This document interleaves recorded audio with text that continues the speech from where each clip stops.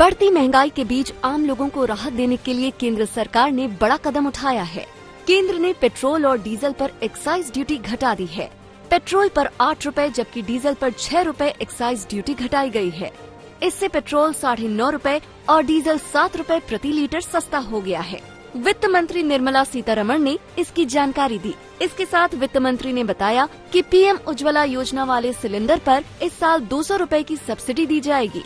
एक परिवार को साल में 12 सिलेंडर मिलेंगे। इसका फायदा 9 करोड़ परिवारों को मिलेगा।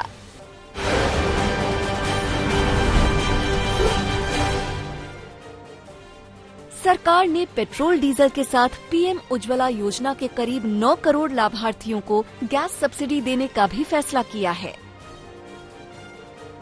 उज्ज्वला योजना के लाभार्थियों को प्रति गैस सिलेंडर 200 रुपए की सब्सिडी देगी। ये सुविधा साल में सिर्फ 12 सिलेंडर के लिए होगी। इससे सरकार पर सालाना करीब 6100 करोड़ रुपए का बोझ पड़ेगा।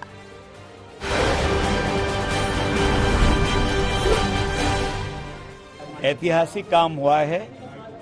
भारतीय जनता पार्टी की तरफ से ही नहीं बल्कि पूरे देश की तरफ से, पूरी जनता की तरफ से आज खुशी मनाई जा रही है और हम अपने माननीय प्रधानमंत्री जी को और वित्त मंत्री जी को हृदय से धन्यवाद करते हैं।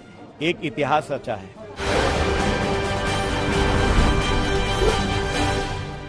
साठ दिन पहले यानी 21 मार्च 2022 को 10 रुपया लीटर आपने पेट्रोल के दाम बढ़ाए और आज 9 रुपया 50 पैसे प्रति लीटर कम कर दिए। अभी भी 50 पैसे ज्यादा है।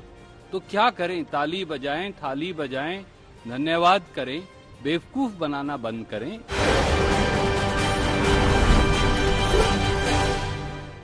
हम लोग तो पहले से ही बोल रहा था कि केंद्र का मौका है, वो कम कर सकते हैं पेट्रोल डीजल में एक्साइज। तो वही साबित हुआ। थोड़ा पहले करते तो मुद्रास्फीति ये जगह तक नहीं पहुंचते। अभी भी सेंटर को और कम करना चाहिए।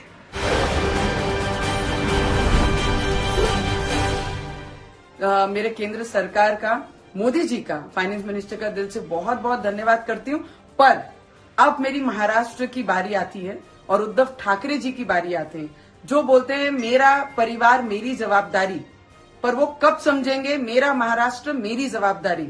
अगर जवाबदारी महाराष्ट्र की है तो आज इन्होंने पेट्रोल डीजल और सिलेंडर, पेट्रोल डीजल के कर कम करके, टैक्स कम करके मेरे महाराष्ट्र को कितना रिलीफ देते हैं उस पे भी देखना और उस पे भी गौर करना बहुत जरूरी है।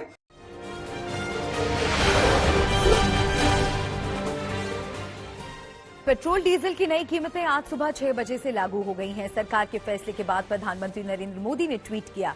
उन्होंने लिखा कि सरकार के लिए आम लोग सबसे पहले हैं। पेट्रोल डीजल की घटी हुई कीमतों का फायदा सभी सेक्टर्स को होगा।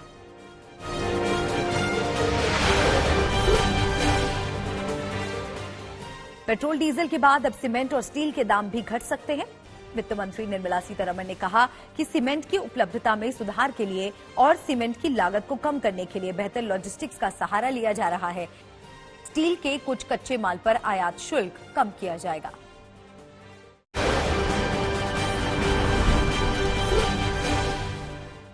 वाराणसी ज्ञानवापी केस में सिविल जज ने वाराणसी जिला कोर्ट को केस से जुड़े सारे दस्तावेज सौंप दिए हैं।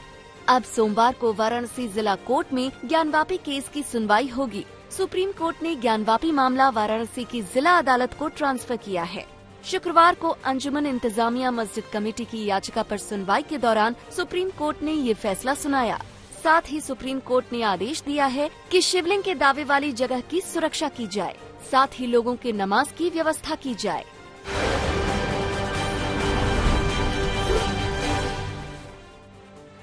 जगत गुरु परमहंस आचार्य ने प्रधानमंत्री नरेंद्र मोदी को पत्र लिखकर पूजा स्थल अधिनियम 1991 को खत्म करने की मांग की है।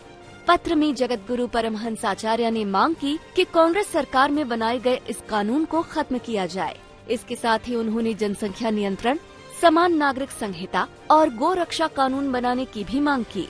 जगत गुरु परमहंस आचार्य हाल ही में ताजमहल में प्रवेश की मांग को लेकर चर्चा में आए थे।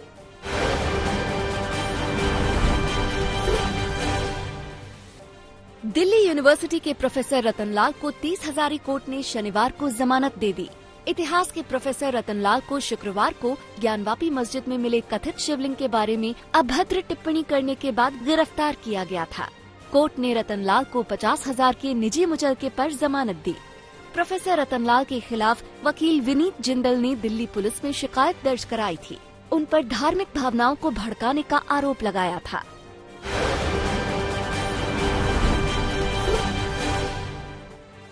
गृह मंत्री अमित शाह ने कहा कि अरुणाचल प्रदेश और असम के बीच अंतर्राज्यीय सीमा विवाद अगले साल तक सुलझने की उम्मीद है। अमित शाह ने कहा कि पूर्वोत्तर को उग्रवाद मुक्त बनाने के प्रयास जारी हैं। अरुणाचल प्रदेश के तिरप जिले के नरोत्तम नगर में रामकृष्ण मिशन स्कूल की स्वर्ण जयंती समारोह को संबोधित करते हुए शाह ने कहा कि केंद्र क्षेत्र में शांति और विकास लाने के लिए प्रतिबद्ध है। उन्होंने कहा कि अरुणाचल प्रदेश और असम की सरकारें अंतर्राज्यीय सीमा विवाद के सौहार्दपूर्ण और स्थायी समाधान के लिए काम कर रही हैं।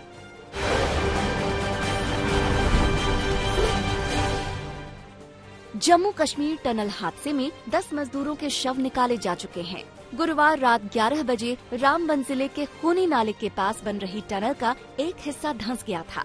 मलबे में 12 मजदूर फंस गए थे। हालांकि उस दौरान 2 घायलों को निकाल लिया गया था।